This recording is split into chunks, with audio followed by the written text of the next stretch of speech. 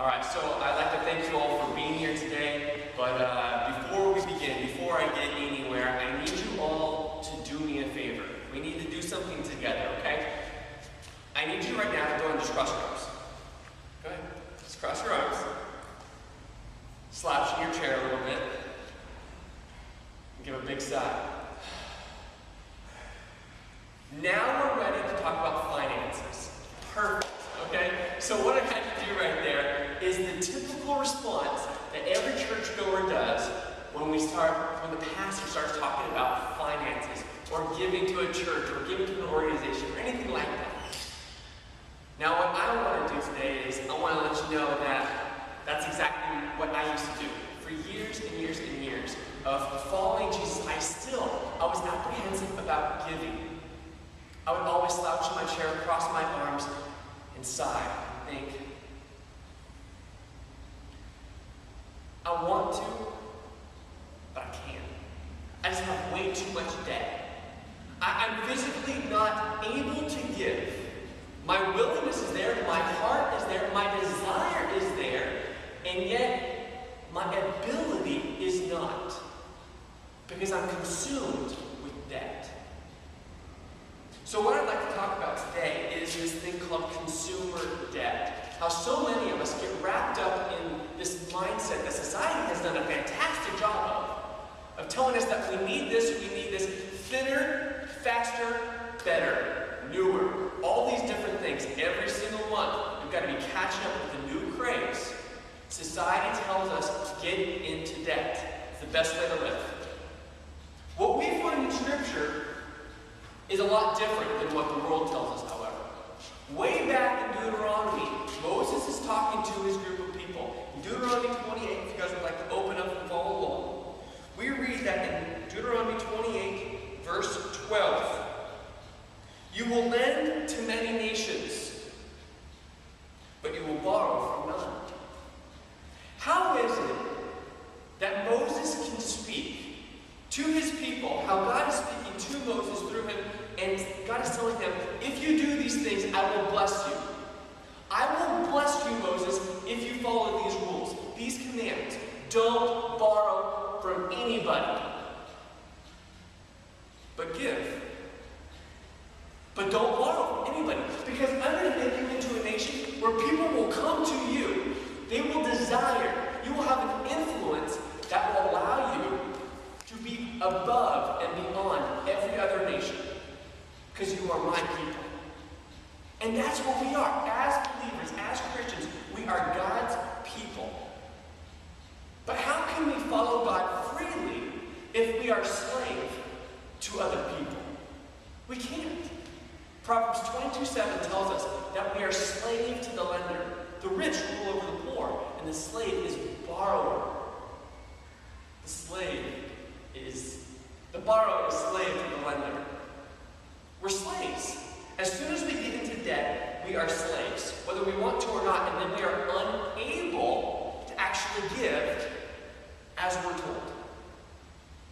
Now I can tell you, I'm up here talking to you about how we need to give, about how we need to not get into debt, but I'm speaking from an experience where I lived that life. 3 years ago, I was about $60,000 in debt. I had 7 credit cards, I had 2 timeshares, I owed money to friends and family, relationships were hindered, and my girlfriend at the time, well, there's a possibility that we weren't going to go any further because of my personal decisions with money. 3 years fast forward, looking right now, I have just $1,000 left before I am free to give to God and whomever I want, whenever I want. And that's a freedom that only God can provide. If we abide by the rules and the commandments that He tells us to, there will be blessings that come with it. Now, there is a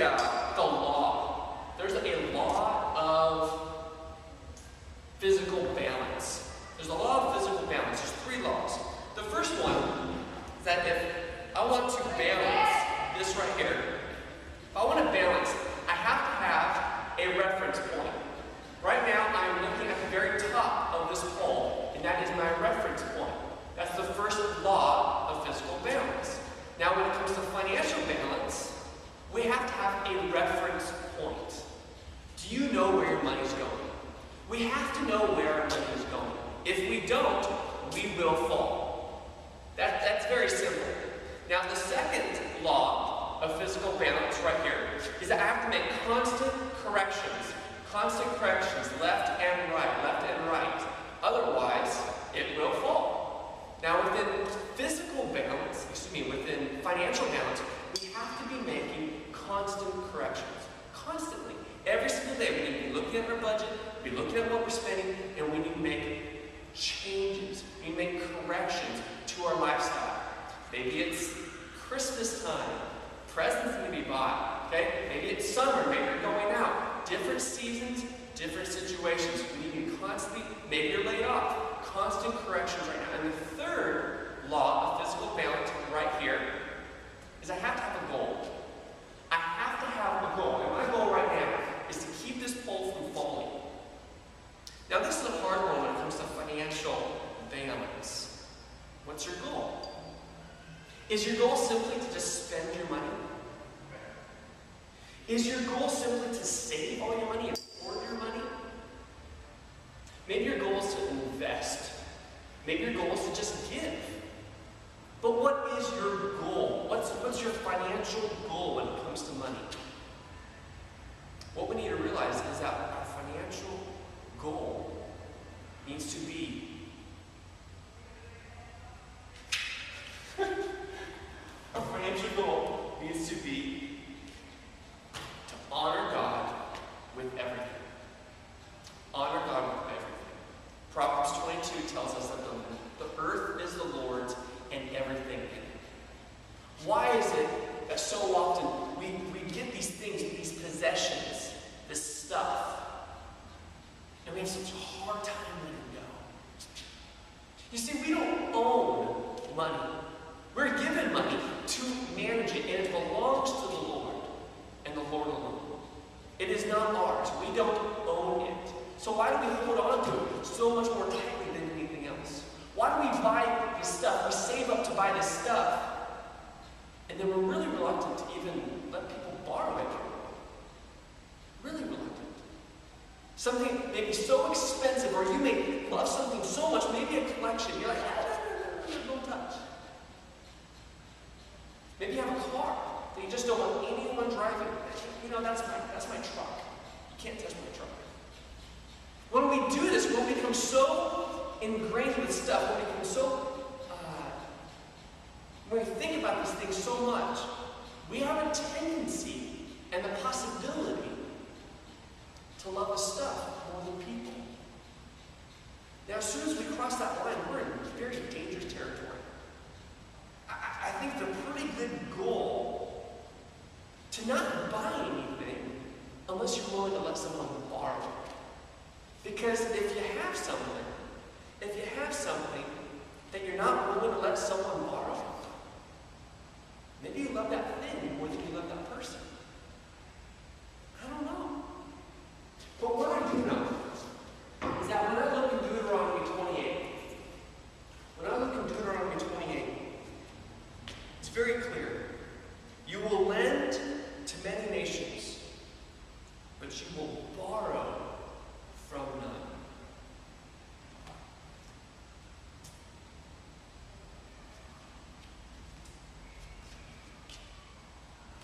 How is it that we become so consumed with wanting more stuff and getting the things that we don't need, that we're unable to help people actually in need?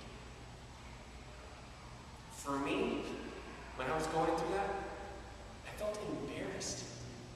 Honestly, I felt embarrassed that I am unable to help someone in need because I was too busy getting stuff that I don't need. I don't want to be in that place anymore. And for those of you that are listening right now, I understand. It's difficult. The world, we have this constant battle. The world tells us, get into debt. You need to raise your credit score, and the only way you can do that is if you're in debt.